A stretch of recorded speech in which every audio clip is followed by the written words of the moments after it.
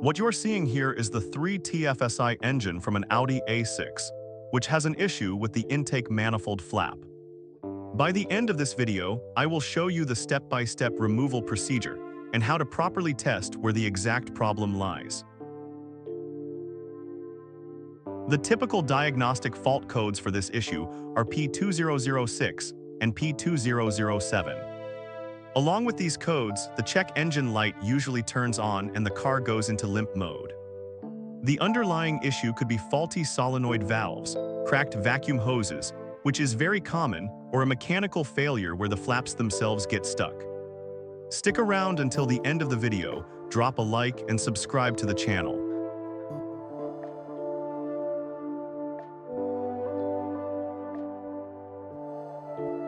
You don't need any special tools or a hoist for this job, and the whole process takes no more than 2 hours. We will disconnect the vacuum hoses and upper sensor connectors, then remove the throttle body along with the other components shown in the video. When disconnecting the vacuum hoses and sensor connectors, be extra careful not to damage any plastic parts. Also, keep track of all the screws you remove so you don't run into any issues during reassembly. Please note that you are doing this at your own risk. This video is strictly for demonstration purposes. If you aren't completely confident in doing this yourself, leave the job to a professional.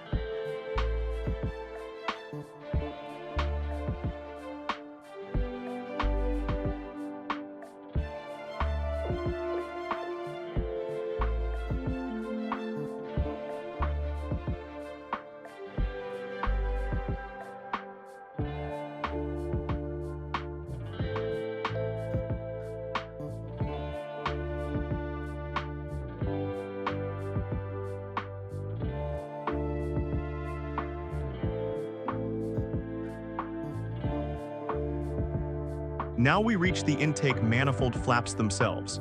Since this is a V engine, there is a set of flaps on both the left and right sides. I'll start by testing the flaps directly, connecting a vacuum pump to the vacuum hose on each bank to check their operation. Once I connected the pump and confirmed that the vacuum hoses were fine, I noticed that the flaps were sticking in one position, which is what triggers the fault codes. The flaps should open all the way, but in my case, they are getting stuck halfway. You could try cleaning them, but in this case, I replaced both sides to permanently fix the issue.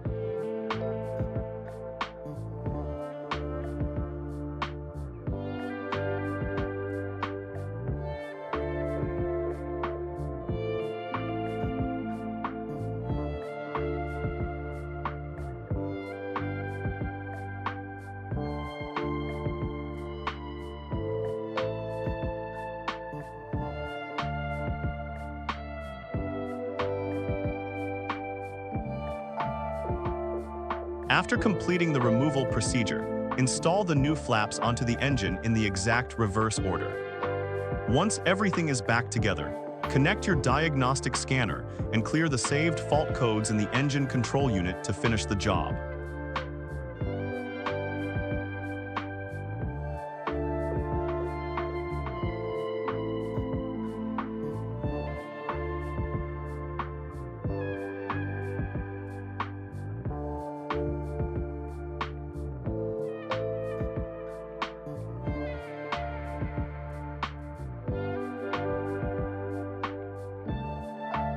If you've made it to the end of the video and found it helpful, please support the channel by leaving a like and subscribing.